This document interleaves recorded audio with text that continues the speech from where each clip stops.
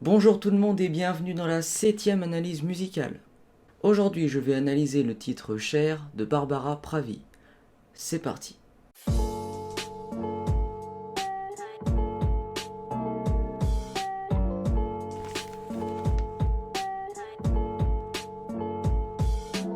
Alors, qui est Barbara Pravi? Barbara Pravi, c'est une chanteuse et auteure française. Le 7 février 2020, elle a sorti un EP qui s'intitule Reviens pour l'hiver. Le titre Cher n'est pas dans cet EP. C'est pour l'instant un single simple. Mais il sera peut-être dans son prochain album. Alors, Cher, de quoi ça parle? La musique parle de l'avortement traumatisant qu'a vécu Barbara lorsqu'elle avait 17 ans. La musique ne s'arrête pas à là, car elle commence de ses 17 ans jusqu'à ses 26 ans. Une période où Barbara se cherchait en tant que femme suite à cet acte. Voilà, maintenant on va passer à l'analyse des paroles.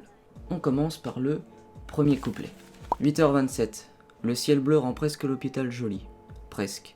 T'as 17 ans, quasi 17 et demi. Une boule immense dans le cœur. Tu traverses la cour, t'espères croiser personne. Que ça dure pas longtemps. Une pilule, puis voilà. La honte, elle passera. 8h27, Barbara, 17 ans, quasi 17 et demi, se rend à l'hôpital pour avorter de l'enfant qu'elle possède en elle.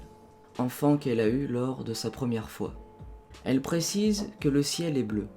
Le bleu est une couleur qui inspire quelque chose de positif et va presque rendre l'hôpital joli. Mais la couleur du ciel ne va pas changer l'obscurité malsaine qu'enferme la société vis-à-vis de l'avortement, qui est une chose mal vue par un grand nombre de personnes.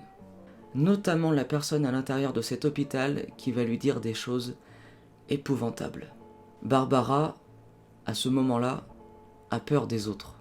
Leurs regards, leurs gestes, leurs paroles blessent Barbara, qui suite à ça perdra toute confiance en elle.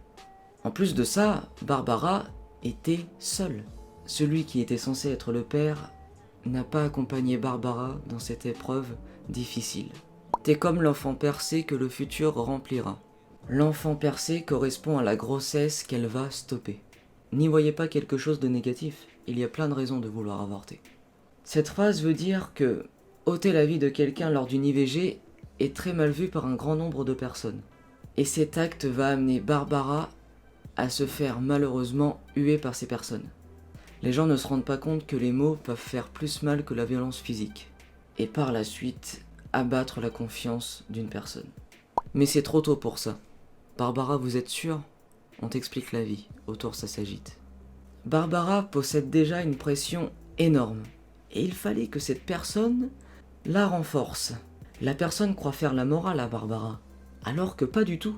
C'est tout l'inverse. Cette personne fait croire à Barbara que c'est mal de faire ça. À cause de ça, Barbara se sent sale.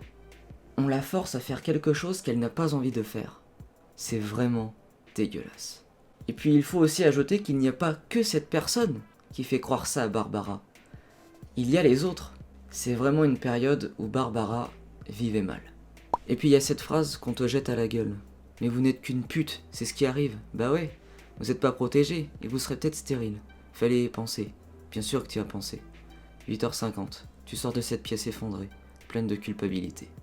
La personne rajoute encore des choses comme si ça ne suffisait pas. Barbara s'était déjà mis une pression énorme, et en l'espace de 23 minutes, cette personne a fait plonger Barbara dans une énorme détresse. Voilà, j'ai terminé avec le premier couplet, maintenant on va passer au premier refrain. Ma chère, mon corps, ma chère, ma chère, ma chère, ma chère, ma chère, mon corps, ainsi de suite. Alors dans la musique, il y a 3 fois le même refrain. Mais le sens n'est pas le même après chaque couplet.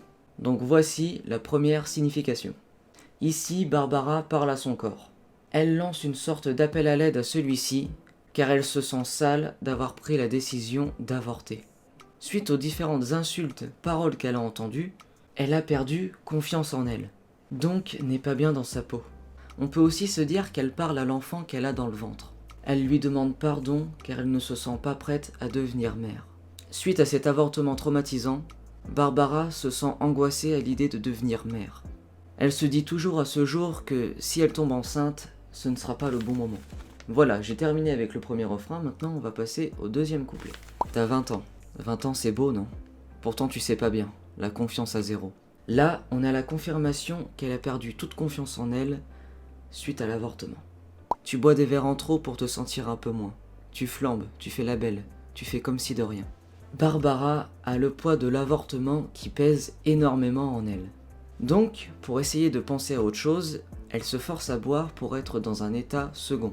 Ça lui permet d'être une autre personne et de mettre tous ses soucis de côté. Une malheureuse option pour penser à autre chose. Mais au fond, tu te vois comme ils te regardent eux, sans valeur, sans avenir, sans douceur, sans plaisir. Et tu crois que le sexe est lié à la violence. Tu crois que l'essentiel c'est de garder la face. Si tu joues bien, ça passe. Quand tu joues bien, tout passe. Toutes les choses horribles que lui ont dites les personnes suite à l'avortement pèsent toujours au fond de Barbara. Et malheureusement, sa non-confiance en elle lui font croire que ces personnes disent vrai. Les personnes qui font ressentir à Barbara qu'elle est sans valeur sont aussi les garçons avec qui elle a partagé certains moments de sa vie. Barbara, à cette époque-là, avait une image de l'homme dominant au sein d'un couple. Voyant cette image-là, Barbara ne se laissait pas la place d'exister. Elle jouait un rôle qui n'était pas le sien pour faire croire que tout allait bien. Mais au fond d'elle, elle était vraiment mal dans sa peau. Elle lie le sexe à la violence, car pour elle, faire l'amour, c'était baiser. Cela a pour connotation quelque chose de négatif, car il n'y avait pas l'once de sentiment dans ses rapports. Elle était sous une emprise où l'amour n'était pas présent. Ça renforce le fait qu'elle pensait que l'homme devait toujours être dominant au sein d'un couple. Tu fuis en avant pour ne pas t'écouter, ne pas te comprendre, même pas te respecter. Tu te coupes les cheveux courts, te tatoues de conneries, les petites défaites, les fêtes qui dégénèrent, et les larmes dans l'aube, qu'est-ce que tu peux y faire? Barbara ne s'écoutait pas. Toutes ses croyances prenaient le pas sur sa personnalité. Ses croyances sont des tatouages remplis de conneries. C'était ancré en elle. Des cheveux courts sont assez raides. Ça peut vouloir dire qu'à ce moment-là, elle était remplie de stress. Toutes les défaites qu'elle pouvait rencontrer la plongeaient dans l'alcool, dans ces fêtes qui dégénèrent. Barbara termine ce couplet en nous disant qu'elle pleurait chaque matin. Une période de sa vie vraiment difficile où elle ne se trouvait pas en tant que femme. Voilà, j'ai terminé avec le deuxième couplet, maintenant on va passer au deuxième refrain. Bon alors là, c'est le même.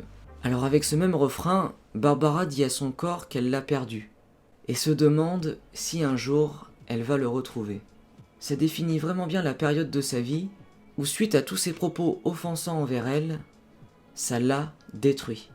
On se rend vraiment compte de ce que vivent les femmes suite à un acte aussi difficile à faire et à avouer. Voilà, j'ai terminé avec le deuxième refrain, maintenant on va passer au troisième couplet. T'as 26 ans, le ciel bleu rend presque le boulevard joli, presque. T'as 26 ans, quasi 26 et demi. Maintenant tu te sens prête, tu t'entends raisonner, et puis t'abandonner. Maintenant tu t'écoutes.